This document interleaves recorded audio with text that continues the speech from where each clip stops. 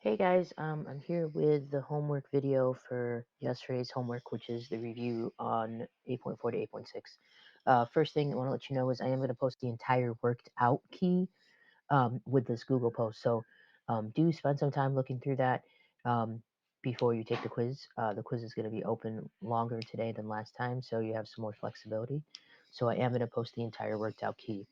I do want to go over a couple problems based on the responses I got. So thank you to those of you that responded to this.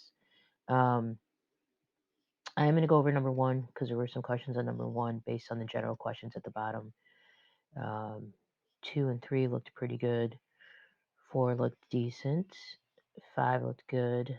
Six, I had a couple questions on six, so I'll probably go through six. I will definitely go through seven. I think that's one of our complex fractions. I think that might be it. I am going to post the key again, so some of these that are at 50% or less, please be sure to take a look at it. The other thing I want to let you know is as far as the word problems go, um, 13 is really more representative of what you might see on the quiz today, as opposed to 14. 14 follows the same concept, but it's a little trickier because you're solving for one person instead of together. All right, and then here are our questions, which I'm going to copy so I can put them into the review I'm about to do. All right, so let me flip over here. Let me just paste these questions in at the bottom.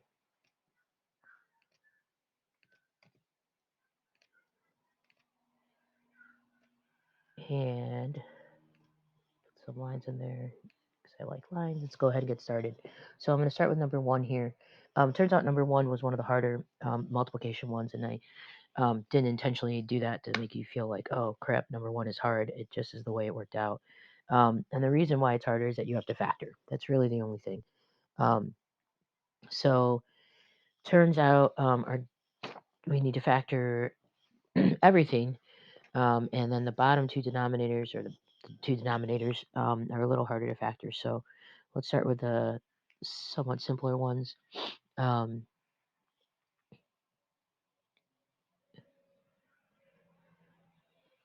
Actually, let's just start with the bottom one here. I'll do this one here. So A times C is -6. B is -5. The two numbers I multiplied to -6 and added -5 is -6, 1.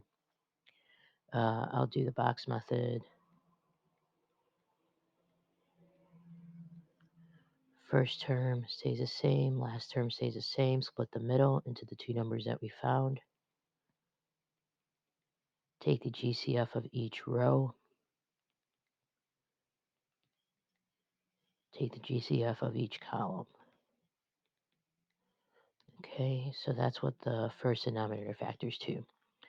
Let's do the second one over here. Actually, let me just do better spacing. A times C is -6. B is +5. So this one's slightly different. This is going to be +6, -1. Excuse me. All right. And then I'll do the box method again. First term, last term stay the same. Split the middle into the two numbers that we found. Take the GCF of each row. Take the GCF of each column. And there's our factor denominator. Okay, so let me rewrite the entire thing now. The top is going to, that's a difference of squares. So that's going to factor to 2x plus 1 times 2x minus 1. The bottom we factored above, 2x plus 1, x minus 3. Okay, the second one I'll do right here. That factors nicely to x minus 3 times x minus 3. The denominator we factored over there in the blue, 2x minus 1 times x plus 3. All right, now we can cancel. Now we're in a spot where we can cancel. So 2x plus 1, 2x plus 1. 2x minus 1, 2x minus 1. X minus 3, x minus 3. I think that's it. What are we left with? These two on the end. So our final answer is going to be x minus 3 over x plus 3. Okay, it says restrictions. So again, restrictions. or anything that makes the denominator equal 0. Okay, and you want to do this for the original expression. So before you start canceling out. Okay, so I'm going to look at any of my denominators, um, basically these. I'm going to set all those equal to 0. And when I do that, I'm going to get x cannot equal negative 1 half, positive 3, positive 1 half, negative 3. And I think on the key that I posted yesterday, I just put plus or minus. Okay, hopefully that helped. All right, let's move to the next one. The next one I wanted to go over was number 6. All right, so let's start by factoring so that we can figure out our LCD. So this factors to n plus 6, n minus 4. The second term factors to n minus 4, n plus 1. So our LCD, all right, it needs both terms from the first denominator. From the second denominator, we already have an n minus 4, so now we just need an n plus 1. All right, determine what each term is missing from the LCD. The first one is missing n plus 1, so I'm going to multiply top and bottom by n plus 1. The second term is missing n plus 6, so I'm going to multiply top and bottom times n plus 6. And remember, when you're doing this, right, you're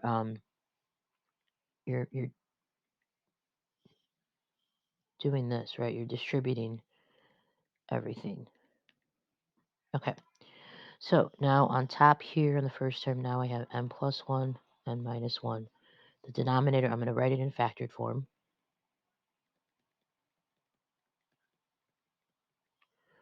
Plus my second term.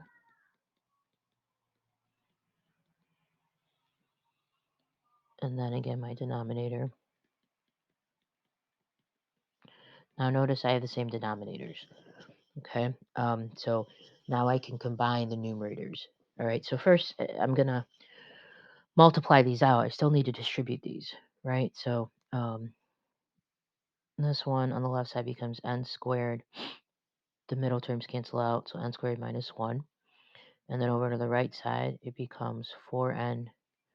I'm going to combine this over here. It's going to be 24 minus 3, so plus 21n minus 18, all over common denominator. All right, and then I can combine like terms, like constants, and my single n's. So now I'm going to have n squared plus, oh, I'm sorry. Let me redo that. I think I lost an n squared somewhere. This should be 4n squared. Ah, all right. So now these two are combined, and these two are combined.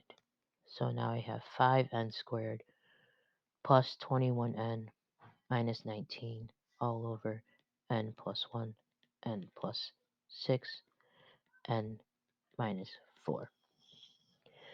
And at this point, what I want to do is determine if I can factor the top. If I can factor the top, then I want to do that. Turns out the top is not factorable. Okay, so this would be your final answer. All right, let's keep moving to number 7. Okay, so this is a complex fraction. Now remember, our goal in the complex fraction is to get the numerator to be a single fraction, get the denominator to be a single fraction. So we almost want to treat this like, let's just subtract the numerator, and then let's subtract what's in the denominator. Then let's change it from division to multiplication. Okay, so here's what I'm going to do with the numerator. The LCD of the numerator. So the LCD of 4 and 8 is just 8, and then we need an x. So I'm only doing with the numerator right now. So the numerator, the first term is missing a 2, right? So in order to get the 4x to become an 8x, I get to multiply by 2. All right, the second term is missing just an x. Okay, so when I do that, I'm going to have 6 over 8x minus 5x over 8x, right? And then this becomes, now I have the same denominator, so I can just rewrite it 6 minus 5x over 8x. Okay, what I just did is I subtracted, getting the least common denominator, so now I have a single fraction on the numerator. Let's do the same thing for the denominator. Okay, so the LCD of the denominator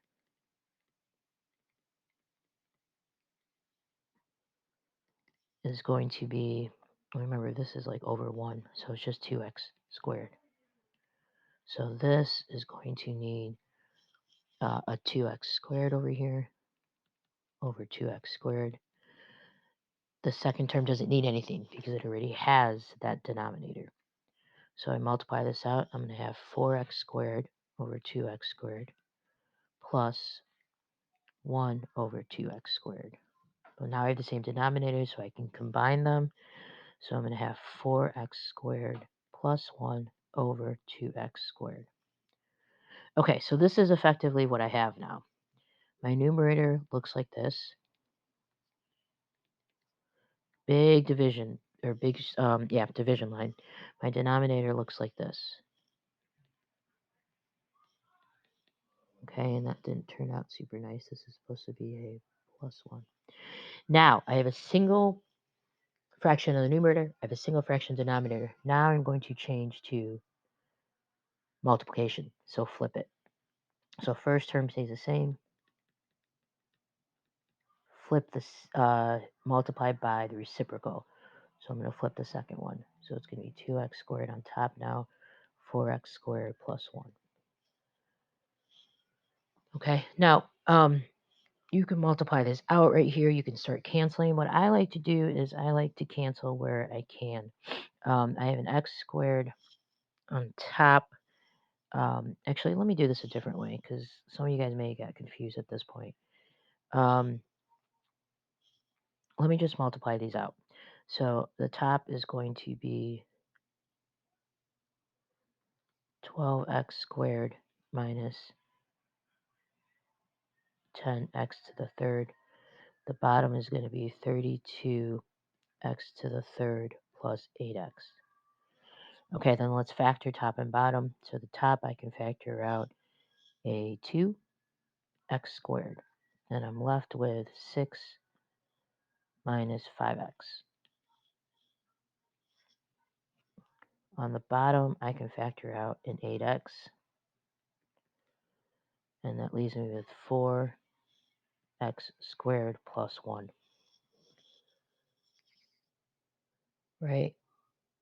Okay, now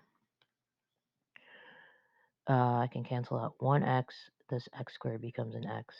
Divide by 2, that becomes a 1. Divide by 2, that becomes a 4. So my final answer is I have an x on top times 6 minus 5x. And on bottom, I have a 4 times 4x squared plus 1. And that's as far as I can go. Now, some of you guys may have multiplied that back out, and that's fine. I'll recognize that on the quiz. Okay? All right, guys, that's all I'm going to go over on this video. But again, I am going to post the entire key so you can look at every worked out problem. Let me just go to these questions, make sure I covered everything. How to solve problems of fraction rates by division sign. Those are the complex fractions. That's like the one I just did. Number 6, I went over. Number 6 again, I already went over. Clarify, how would you do the rate of combined times when you get it, like number 13. Okay, so take a look at number 13. I'm not sure where the 5, 6 is coming from, but, oh, I think I know where the 5, 6 is coming from. Take a look at the key for number 13. The key I'm posting today. So I call it the worked out key because each problem is worked out. Okay, Google Meets doesn't work. Send me a note and maybe we can try a different Google Meet time where it's just a one-on-one or something like that. Restrictions, I went over. Hopefully that makes more sense. All right, guys, that's all I got. Again, for the 5th time, I probably said it. Make sure you look at the worked out key. Okay, I am going to post it with this Google post today. Good luck on the quiz. Hit me up if you have any questions. Otherwise, have a fantastic weekend. Thanks, guys.